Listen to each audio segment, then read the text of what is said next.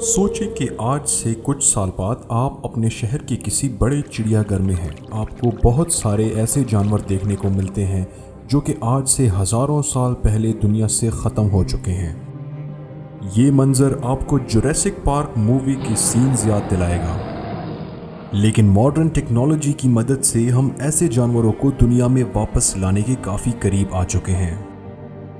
गुजरते वक्त और बदलते माहौल के साथ दुनिया ने बड़े बदलाव देखे हैं। तकरीबन 6 करोड़ 50 लाख सालों पहले हमारी ज़मीन पर कुछ ऐसा अनोखा हुआ जिसके नतीजे में ज़मीन पर बसने वाले बड़ी तादाद में जानदारों का खात्मा हो गया।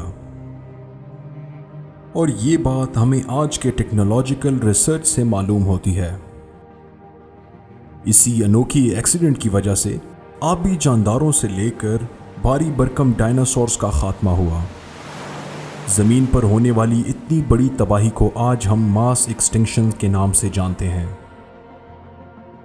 ज़मीन पर इतनी बड़ी तादाद में जानदारों के खात्मे की कई वजूहात होती हैं, जैसे कि किसी बड़े शहाबिया या मेटेरॉइड का ज़मीन से टकराना,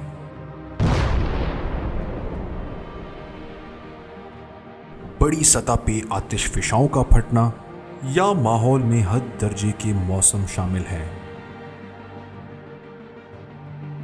टेक्नोलॉजिकल एडवांसमेंट्स की बदौलत आज हमें ऐसे बहुत सारे जानवरों के बारे में पता है जो कि किसी दौर में दुनिया में बसते थे, लेकिन फिर कुदरत के कानून के तहत हर जानदार को ज़वाल है और इसी ज़वाल को बर्पा करने के लिए दुनिया में वक्तन फ़वक्तन 5 मास एक्सटिंक्शंस हो चुकी हैं।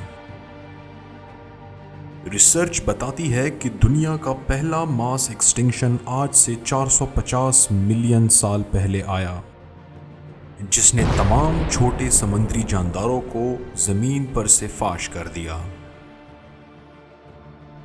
दूसरा मास एक्सटिंक्शन आज से 365 मिलियन साल पहले आया, जिसमें कई किस्म के शार्क्स और ऑक्टोपस का नामो निशान मिट गया।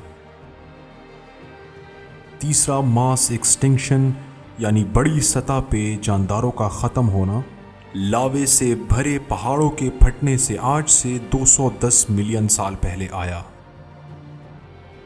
हवा में ऑक्सीजन की कमी की वजह से और बढ़ते हुए टेम्परेचर की वजह से दुनिया की 76% जानदार दुनिया से फना हो गए, जबकि दुनिया की आखिरी मास एक्सटिंक्शन को 65 मिलियन साल गुजर चुके हैं, जिसकी वजह से डायनासोर्स का खात्मा हुआ। एक रिसर्च के मुताबिक दुनिया में अभी तक रिकॉर्ड की जाने वाले जानदारों की इकसाम 87 लाख है और सन 1800 में इंडस्ट्रियल रेवोल्यूशन आने के बाद जानदारों की इकसाम के ख़त्म होने की शरह में बहुत ज़्यादा इजाफा हुआ है। कुछ रिसर्चर्स के मुताबिक हम ऑलरेडी 6ठे मास एक्सटिंक्शन में आ चुके हैं, क्योंकि हर साल तकरीबन 1000 जानदारों की नस्लें दुनिया से ख़त्म हो रही हैं। सन 1500 से लेकर सन 1900 तक 140 नस्लें दुनिया से ख़त्म हुई, जबकि सन 1900 से लेकर सन 2000 तक 477 नस्लें ख़त्म हो चुकी हैं। और ये रेशियो वक्त के साथ तेजी से बढ़ता जा रहा है। लेकिन रीसेंट डेवलपमेंट से साइंसदान पुरुमीद हैं कि दुनिया से ख़त्म होने वाले बहुत सारे जानदारों को वापस लाया जा सकता है। लेकिन आखिर कैसे? दुनिया के इस निज़ाम में हर जानदार अपना एक ख़ास रोल रखता है। अगर दुनिया में से जानदार कम हो रहे हों तो इसका एक ही मतलब है कि दुनिया का निज़ाम ख़तरे में है और जो रोल वो जानदार निभा रहा था अब वो कोई भी नहीं निभा रहा होगा। ख़त्म होते हुए जानदारों को बचाने या ख़त्म शुदा जानदारों को वापस लाने के कई तरीके दरियाफ्त किए जा चुके हैं। इन तरीकों को कामयाब करने के लिए सबसे अहम चीज़ DNA होती है। جبکہ ڈی این اے کسی بھی جاندار کے خلیوں کے اندر موجود انفارمیشن کو کہتے ہیں۔ اور جیسے جیسے ایک جاندار کے خلیے اس کے مرنے کے بعد ٹوٹنا شروع ہو جاتے ہیں تو ویسے ویسے اس کے ڈی این اے کا سٹرکچر بھی خراب ہونا شروع ہو جاتا ہے۔ اس کا مطلب یہ ہے کہ جن جانداروں کے خلیے ہم نے محفوظ نہیں کیے تو ان جانداروں کو واپس لانا فی الوقت ممکن ہی نہیں ہے، لیکن وہ جاندار جن کو دنیا سے ختم ہوئے زیادہ وقت نہیں ہوا، ان کو واپس لانا کسی نہ کسی حد تک ممکن ہے۔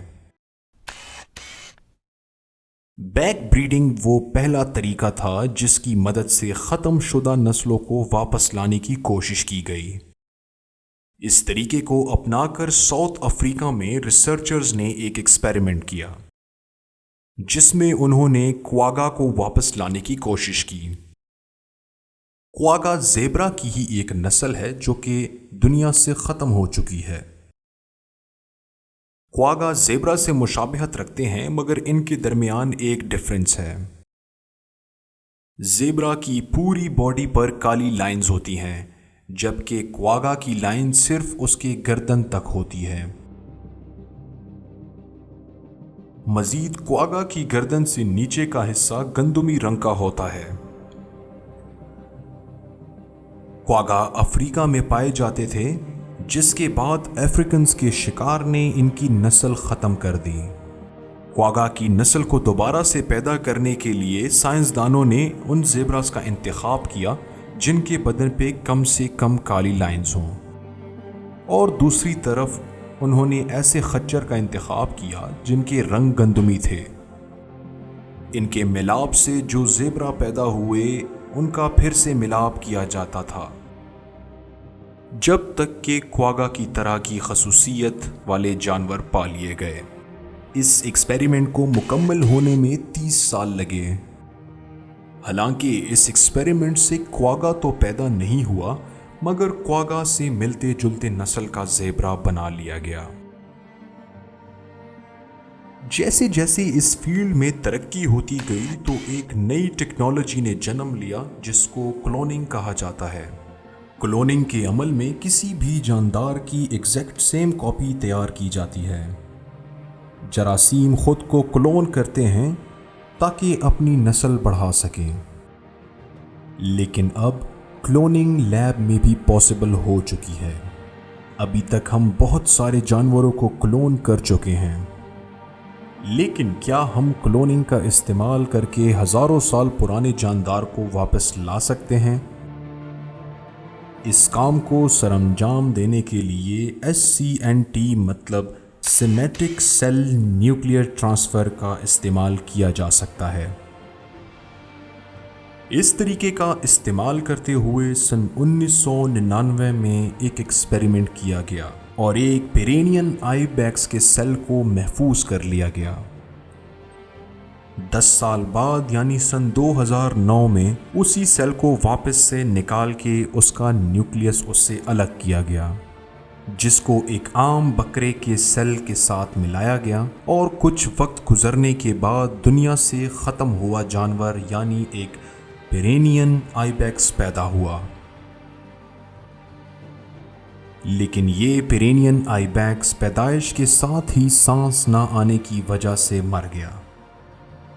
دنیا میں ڈی ایکسٹنکشن پہ کافی ریسرچ ہو رہی ہے اور سائنسدان پر امید ہیں کہ جلد ہی وہ دنیا سے جا چکے جانداروں کو واپس سے دنیا میں لانے کے قابل ہو جائیں گے۔ اسی کوشش میں سائنسدان اور ریسرچرز تو کافی محنت کر کے اپنا نالج ایکسپینڈ کر رہے ہیں، مگر آپ کو نالج ایکسپینڈ کرنے کے لیے زیادہ کچھ کرنے کی ضرورت نہیں ہے۔ بس اس لال بٹن کو کلک کر کے ساتھ میں بیل آئیکن کو دبا دینا ہے۔ اگلی انفارمیٹیو ڈاکومنٹری تک کے لیے مجھے دیں اجازت۔ ٹیک کیئر اینڈ اللہ حافظ۔